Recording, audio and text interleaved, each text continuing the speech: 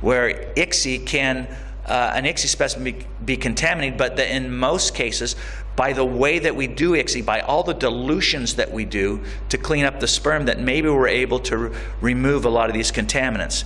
And of course, I think most of the cases done back in this time were not what some people do today to clean up a semen specimen, where they do a centrifugation step and then they do a swim up of that, which may reduce also the number of times that you would have a contamination event. So this was just done on sperm prepared with a 2-layer column and then a swim up. So that would be a method that would probably reduce mostly a lot of the contamination events. So bacteria, when you found them, they yielded poor embryo quality. The yeast appeared to have no effect on embryo quality in this study. And since they switched to gentamicin, all they found were yeast contaminations. They didn't find any more bacterial contaminations. But I don't think we can depend on that. It may just be that it slows down the bacterial growth and they're still being cultured there. What about, is there a possibility of microorganisms in semen? Yes, there is. Microbes were found in 63% of the semen specimens in the Cattell study, and 16% had elevated leukocyte concentration. Here are some of the most common bacteria that they found. Once again, our friend ureaplasma, and 5% were positive after collections and after swim-ups. So the swim-up does not remove bacteria or yeast completely.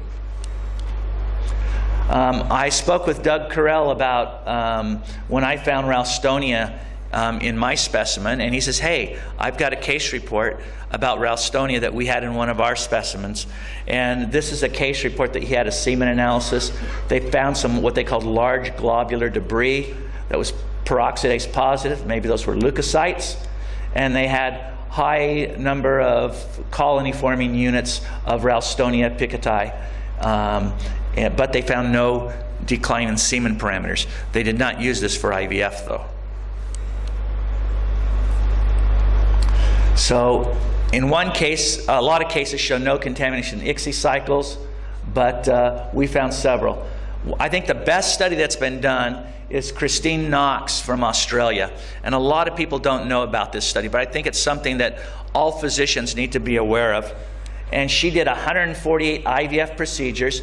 She took the follicular aspirate and cultured it. So once again, she's working under the light.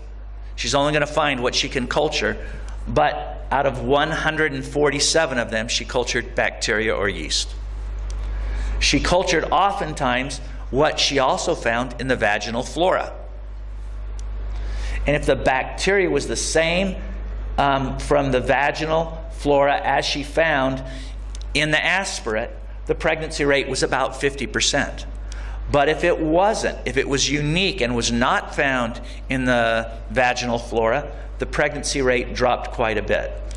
And her hypothesis was that a lot of these patients had prior IVF cycles, and that this bacteria that she was finding was bacteria that she was actually getting from the follicular environment from a past follicular puncture. Now, this wasn't the only source that she found. Let's see. But she also found, of course, bacteria in semen. I now want to talk about this stealth disruptor that I've talked about.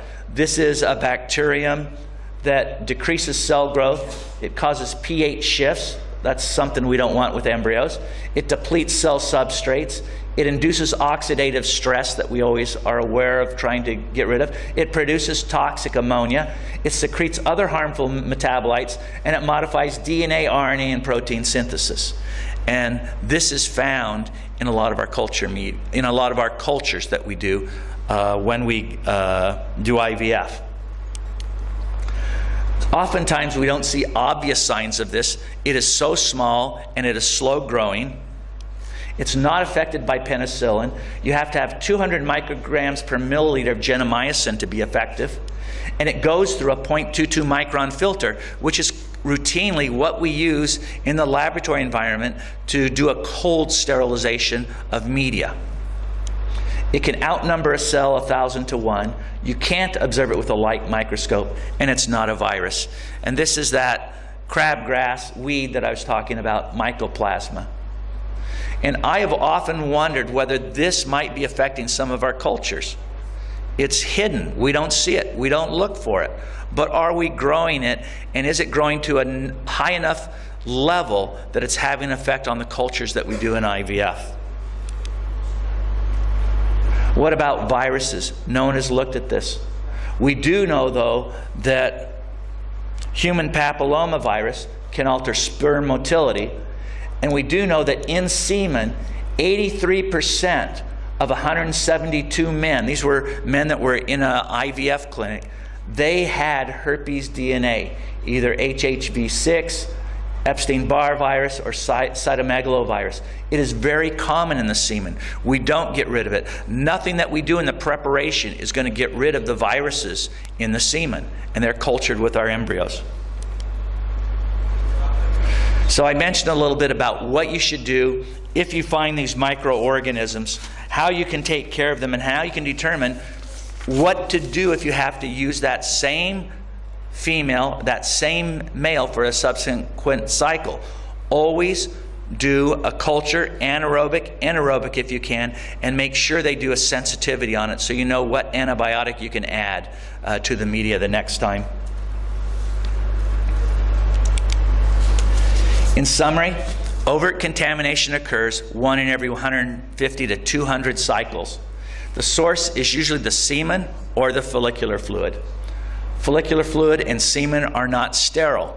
We're going to have to live with working with a non-sterile environment. So when we talk about the sterility of liquid nitrogen, and we're trying to get rid of it, we need to get rid, if we're going to get rid of the problems in liquid nitrogen that they might have microorganisms, it's going to be difficult, even using sterile nitrogen, to get rid of these other microorganisms that might be involved in cross-contamination and storage.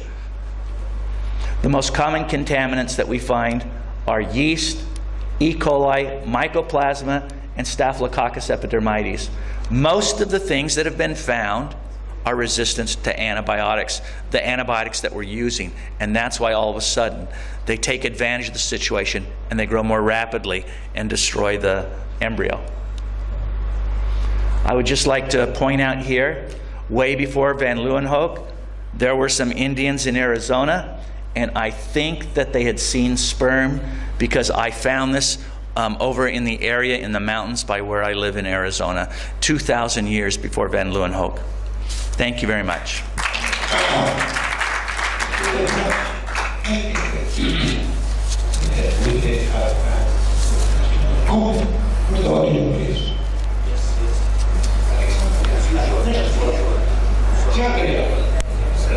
you very much. This is the first time to hear about contamination. I'm a clinician, I'm not a bacteriologist.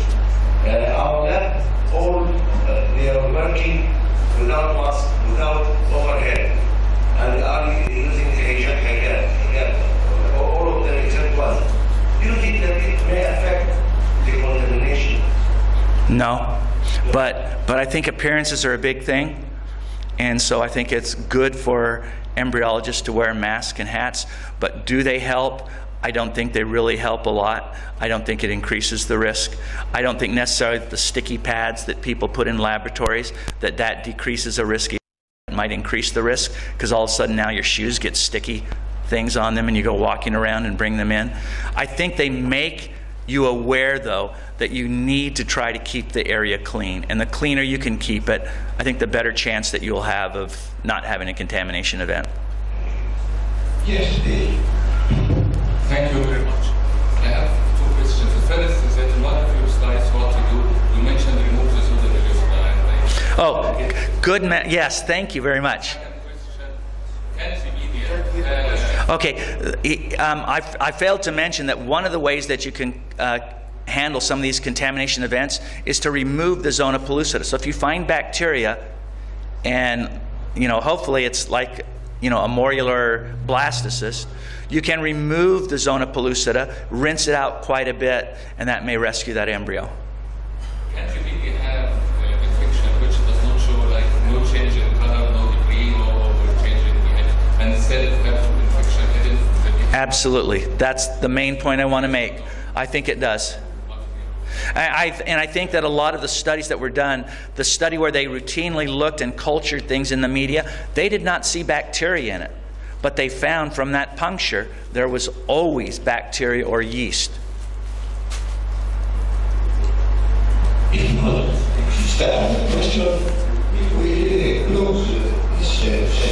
Thank you. But actually, I have one more.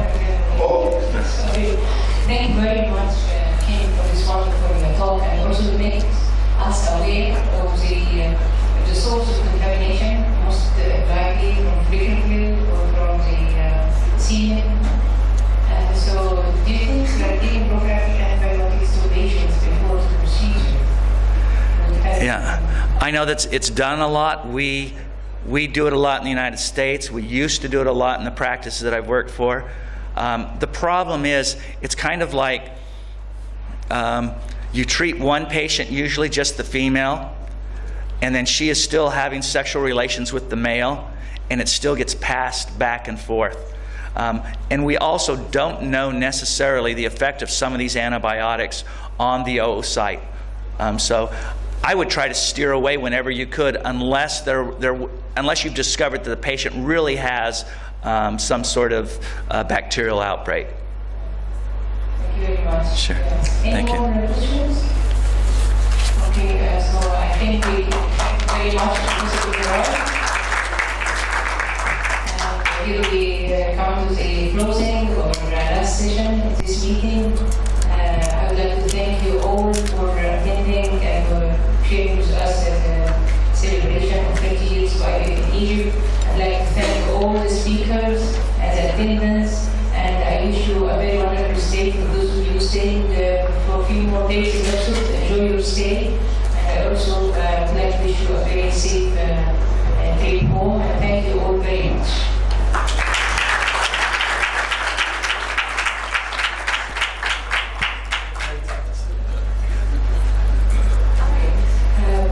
We would like please to the